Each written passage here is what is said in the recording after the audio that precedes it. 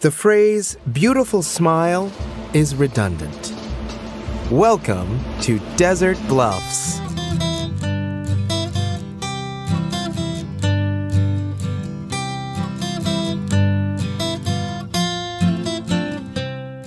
Hello, Desert Bluffs, it's Kevin. I know, I love your smiling face too. It's another sunny day in our second incarnation of Desert Bluffs, here in our vast other world. We're all pleased to be under a benevolent sun who never leaves us, even at night. Just always in a fixed point in the sky like a father, dedicated to watching every move his children make, burning hotter at every mistake, and gently warming us with each moment of pure thought. It seems like only months since I arrived here with the dream of reestablishing my true home. This is a metaphorical dream, not literally the shared dream we all have each and every night, where we're standing in a reaped cornfield as birds zig and zag across a blood-red sky, recklessly turning and swirling in panicked fits until crunching into the rocky soil below, their wings bent and bodies broken. Every one of us in town has that dream every single night. What a true joy that we all share that unconscious narrative together. But I'm speaking here of my figurative dream, the dream to rebuild Desert Bluffs, and oh, how beautiful it is to see that dream fulfilled. We have built homes, restaurants, a city hall, public bike shares, public knife shares, an amusement park, and even a church. My church, the Desert Bluffs Temple of Joy. As you know, I have written many texts on the smiling God through the years, detailing my visions and the many holy messages of our destroyer. One day, we shall all be devoured, eradicated by the beast, swallowed and digested, our sinew peeled from bones like a barbecued rib, our skin bubbling away from the creature's digestive fluids, and ourselves completely purified. Also, please know that we added Wednesday night children's services starting this week, so bring those kiddos and let them know the good news. Everything in our new Desert Bluffs is perfect, and by starting my show with that statement, I'm certain I have solidified this perfection in perpetuity. Let's have a look now at the community calendar. This Thursday night, the Desert Bluffs Limestone Appreciation Society will get together in back of the Jewel Osco to look at a piece of limestone that Gerardo Diaz found under his own tongue. Gerardo will show any member of the society and their guests the limestone nugget, but he will not remove it from his mouth. So if you want to see it, you'll need to request a viewing by pinning Gerardo's arms behind his back and then prying open his jaw. Friday is, of course, the Smile Parade. As we do every Friday in Desert Bluffs, we will shut down all businesses and schools and come together on Pleasant Street, right in front of City Hall, that beautiful mound of mud we built last spring. And we will all stare deep into each other's eye sockets and smile. Smile so hard we weep, as loud dance music plays and we all stand still, tears streaming down our cheeks and onto our teeth. See you there. And Sunday afternoon, the Desert Bluffs community players will be putting on Arthur Miller's classic play, Death of a Salesman, an immersive bit of theater where the audience gathers at the bedside of a gravely ill person who worked in sales. The crowd stands and watches the person until they die. I love this play. I was in it in high school. I played Happy. I told you earlier how much it's meant to me to have the town of Desert Bluffs back in my life. But really, it's the people more than the buildings who make it so wonderful. Like Grandma Josephine O'Toole, who used to live on the far edge of old Desert Bluffs, Josephine had a lot of demons. They lived with her and helped out around the house by eating light bulbs and giving strangers $10 bills. When Night Vale annexed our city, Josephine and her demons came to live here in the other world, and they're just as happy as ever. There's also Savannah Hernandez, who used to live in Red Mesa. She heard about our fledgling city from a low-flying helicopter and thought it sounded like a great place to hide from U.S. tax collectors. So last year she moved to Desert Bluffs. And now she's married to Jesse Pritchard, and they've had 4 kids. Agnes, age 2, Armand, age 4, and twins Yolanda and Leon, ages 14 and 17, respectively. Some people even came to Desert Bluffs as refugees of the Blood Space War, like Olin Hayward, Chantel James, and Krotchk, a small but dense neutron orb from the Horsehead Nebula. I even know of one person, Ryan Nichols, who didn't know Desert Bluffs existed or how he got here. He told me he used to live in a place called Alabama.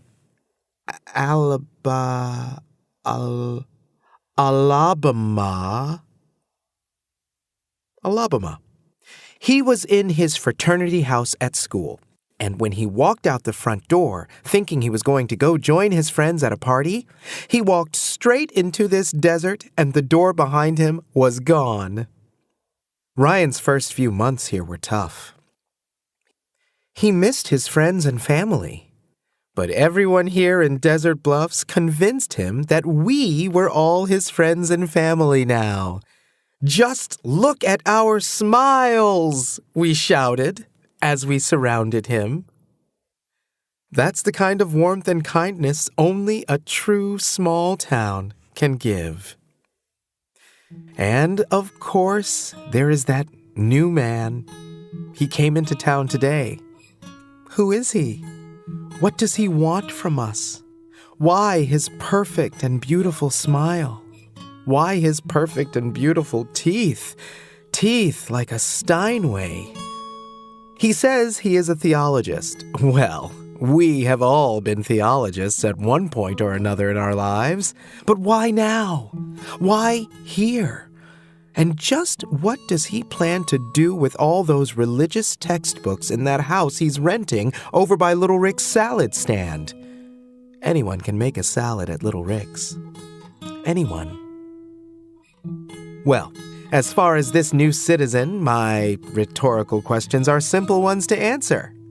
His name is Charles. He's originally from Cactus Park and spent the last few years living in Pine Cliff, doing a study on why everyone who lives there is a ghost. Charles said he simply wanted to live in Desert Bluffs. He said this desert otherworld is the most theologically interesting place in the U.S. after Pine Cliff. A town where everyone is a ghost is pretty hard to beat interest-wise, he said. Charles is 41 years old and wants to settle down, become a teacher, and raise a family.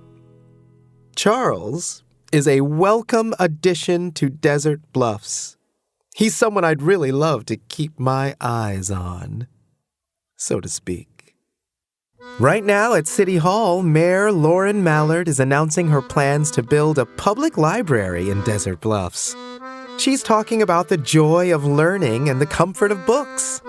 People seem quite happy about our new mayor and her ideas to improve this town. A large gathering of smiling people have amassed in downtown to hear about Mayor Mallard's budget for this new project. Libraries certainly are helpful municipal resources. They have miles of shelves filled with novels, periodicals, and reference books which have been carefully curated to make readers happy. There is no bad news in a library. I think this is a good idea that Lauren has here, but I'd love to see a great idea. Hang on, let me text her. What about a monument, a tower? No. a chasm, a deep, sculpted pit showing our dedication to the smiling God. Announce that instead. Love, Kevin. Okay, it looks like Mayor Mallard has stepped back her support of the library and is now pitching her incredible idea to build a great monument to the smiling God, one to rival Night Vale's brown stone spire. Of course, none of us agree with the religious beliefs of the brown stone spire, but we all certainly respect its towering beauty. Broadcasting its dogma across the desert through the medium of colossal architecture.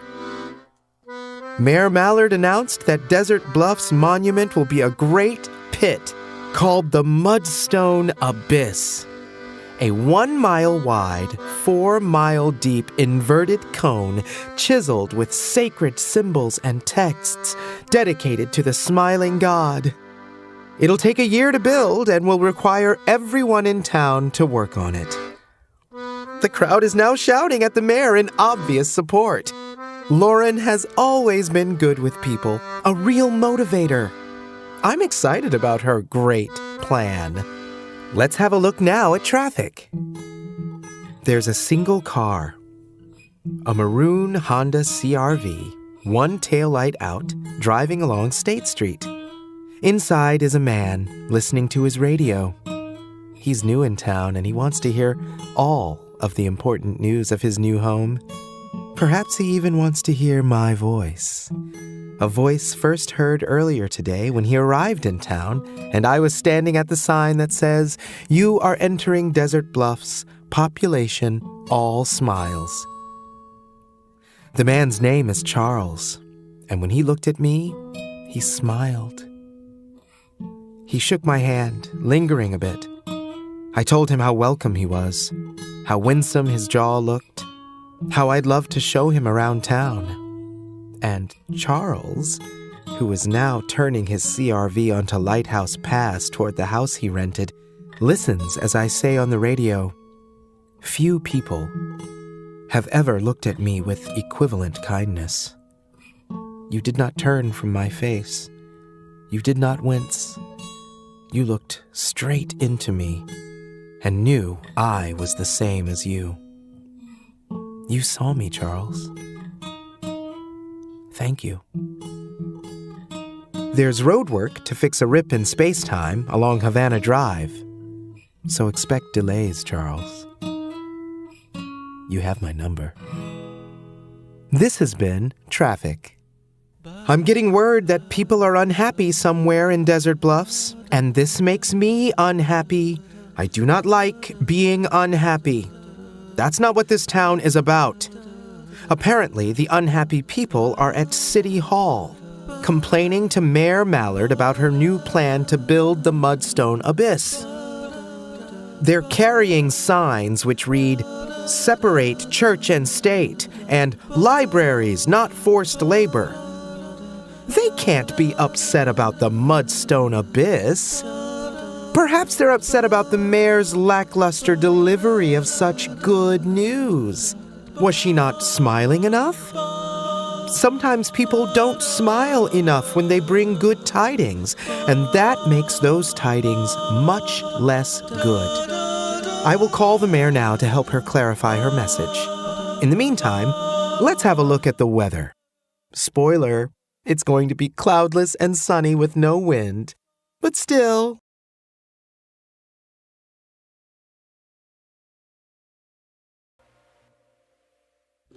Okay, we're all good. I went downtown, and the mayor and I talked. She brought in the city council, which is made up entirely of my close friends, Ken, Kelvin, Keegan, and Kellen, who founded the Temple of Joy with me. We all walked back out to the gathered crowd, and Lauren called for calm, but no one reacted. Then I stepped to the microphone, and everyone stopped and went silent, save for a couple of gasps. And I said, "The mayor wants to build the Mudstone Abyss, and I support her efforts. The city council supports her efforts, and I believe you support her efforts as well. I can see your smiling faces, but I want them to be smiling even more. And to help you with that, I will tell you my vision of this monument of the smiling God." One night, after waking up in a cold sweat from that same dream about the frenetic and suicidal birds in the empty cornfield, I felt so invigorated by the permanence of this enjoyable dream that I went for a walk. I walked and walked until I came to the mountain, the single mountain that overlooks our town and upon which stands a lighthouse. I climbed to the top of the lighthouse, and I stared up at the midnight sun, and I asked for a sign. But none came. For hours I waited, but none came. So I walked back down, and I found an old oak door. I opened the door, and on the other side was a dusty park, lined with tall obsidian walls and populated with hooded figures who were playing some game that involved kicking a Fresca can into an overturned trash bin. I asked them for a sign, but none came. They made a static hum and pretended I was not there. So I shut that portal, and I thought then about that famous scripture from the Book of Devouring. When the smiling God closes a door, it opens a great hole in the earth.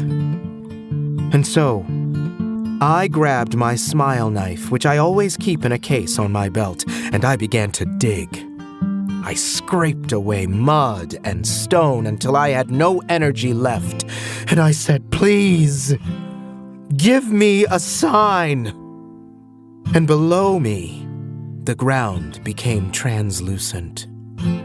I could see, for miles down, a great pit below me, and crawling up the sides of the pit was an enormous creature with thousands of legs, scuttling joyously in an upward spiral until it finally devoured me in one gulp.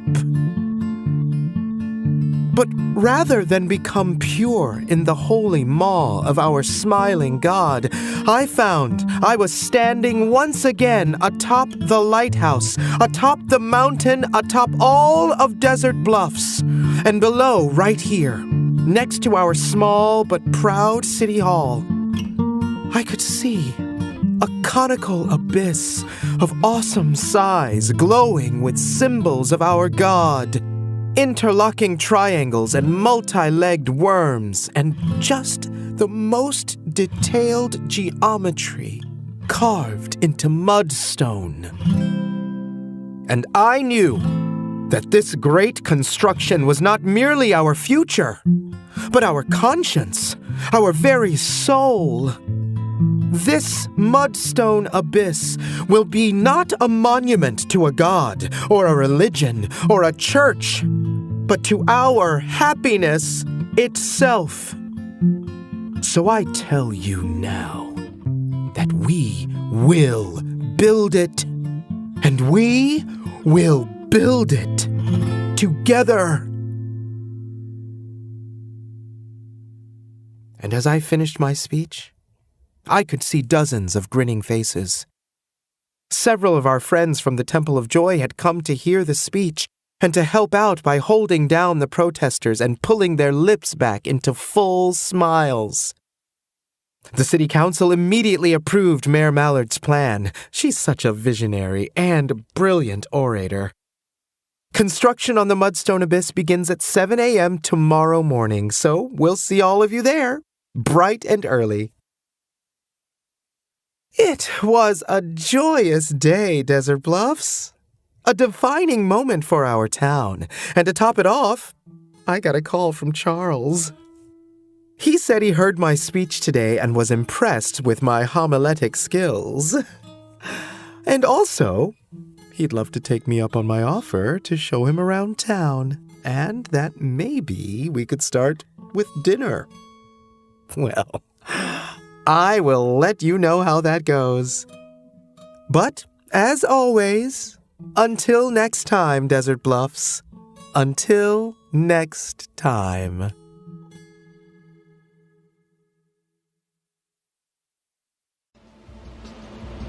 Welcome to Desert Bluffs is a production of Night Vale Presents. It is written by Joseph Fink and Jeffrey Craner and produced by Disparition. The voice of Desert Bluffs is Kevin R. Free. Original music by Joseph Fink.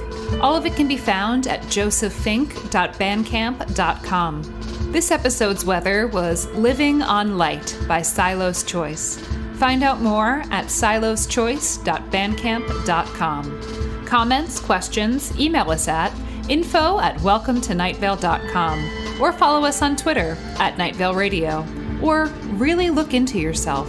Use a knife and a microscope. Check out welcometonightvale.com for more information on this show and fall live show tour that is happening right now. Today's proverb: on second thought, $1 million is pretty cool. Finger guns to you, $1 million.